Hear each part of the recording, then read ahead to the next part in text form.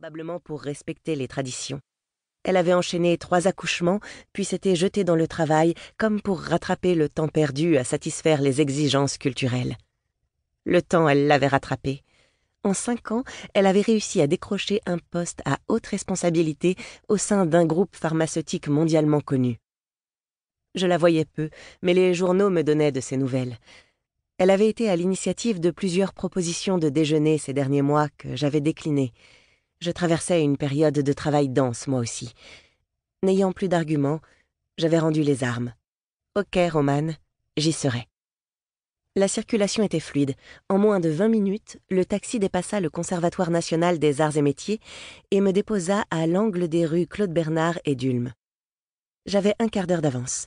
J'en profitais pour prendre un café dans une brasserie et me remettre de cette nuit agitée à émettre des hypothèses sur ce mystérieux rendez-vous. J'étais la seule cliente, à l'exception d'un homme, avachi sur le zinc, un verre de blanc à la main, proférant des théories sur l'inaptitude de notre président à redresser la crise. Un jeune garçon de café, grand et sec, en tenue traditionnelle, l'écoutait avec un intérêt déconcertant. Les arômes que le percolateur délivrait, mêlés aux parfums de cuisine, dénaturaient le plat du jour, la blanquette du jeudi, comme affichait l'ardoise, aromatisée aux vapeurs de javel du sol encore humide. Le garçon m'apporta sans tarder ma commande, posa le ticket de caisse sur la table et reprit sa discussion passionnée avec le client au bar. Je me replongeais dans mes pensées. Le ton de Romane était inhabituel. Ce rendez-vous insolite, un matin de semaine, ne lui ressemblait pas. Qu'avait-elle de si important à me dire? Pourquoi aujourd'hui? 9h55. Je sortis de la brasserie et traversai la rue, foulant de mes pieds l'automne. Les feuilles de platane se laissèrent transporter dans une valse à 3 temps. Mon pied droit les éparpillait, mon pied gauche poursuivait la danse, puis le vent me les ramenait dans un tourbillon incessant. Malgré le ciel bleu, la fraîcheur matinale ne nous leurrait pas sur la saison. Je remontais la rue d'Ulm et m'arrêtais devant l'une des entrées de l'ENS. Quand j'étais encore étudiante, j'avais réussi à nous procurer une carte d'entrée grâce à une conquête normalienne, ce qui nous avait permis pendant 1 an de profiter d'archives, de manuscrits inédits et de chaleureuses rencontres. Je trouvais étonnant que Romane m'ait donné rendez-vous ici. Nous n'étions jamais revenus ensemble. Devant la grille noire en fer, mes souvenirs intacts défilaient quand mon regard se posa sur le numéro 45. Il ne correspondait pas à celui que Romane m'avait précisé la veille, le 26. J'attendis 5 minutes supplémentaires, mais ne la voyant pas arriver, je me rendis au numéro indiqué. Romane n'était pas du genre à être en retard et ne supportait pas non plus celui des autres. Je l'aperçus au loin me faire signe. Je pressai le pas.